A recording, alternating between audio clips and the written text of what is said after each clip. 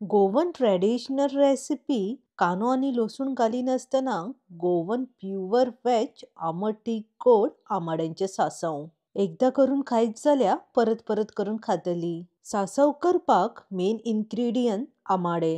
Medium size 10 आंबाडे बरे clean धुवन बटाटो पिलर घेऊन पायली साल काढून घेतला. आंबाडे मॅरिनेट करपाक चवीनुसार मीठ आणि अर्धे कप गोड घालून गोड आणि मीठ आंबाड्यांक अर्धे परते बरे लावून अर्धे वर मॅरिनेट जावपाक सायडीक ठेवया.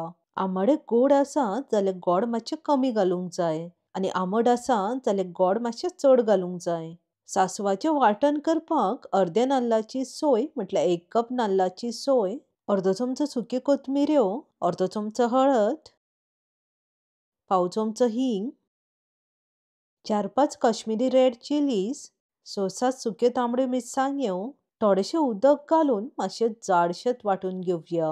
वाटतना उदक जाय जाल्यार घालून घेयात, पूण चड उदक घालून वाटण चड बारीकूय करूं नाका आणि पातळूय करूं नाकात. अशे तरेन मातशे जाडशेत वांटून घेवंक जाय. फोडणी मारपाक 2 चमचे तेल घालून तेल बरे कडकडीत गरम करून घेवंक जाय. 1 चमचो सांसवां, पाव चमचो मेथी, थोडेशे हिंग, थोडीशी करपिलाची पानां घालून सांसवां बरी फडफडटकीच मॅरिनेट केल्ले आंबाडे घालून घेवंक जाय. लो फ्लेमीर 2 मिनटां फोडणेन बरे परतून घेवंक जाय. आंबाडे मॅरिनेट केल्ले तितून थोडेशे गोड उरलेले ते फोडणेन घालून घेता.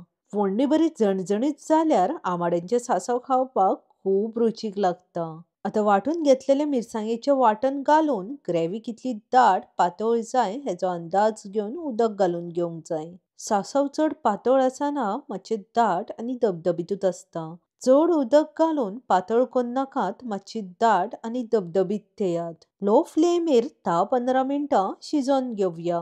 मदीं मदीं ढवळ मारून घेतल्यार ग्रेव्ही पोंदाक लागना.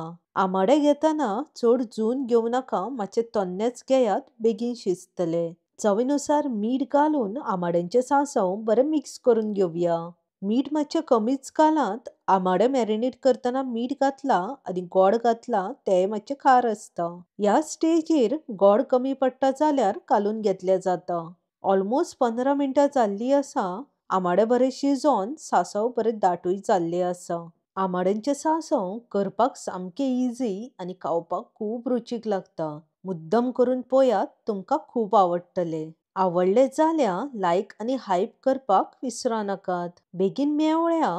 देव बरें करूं. मोग आसूनी.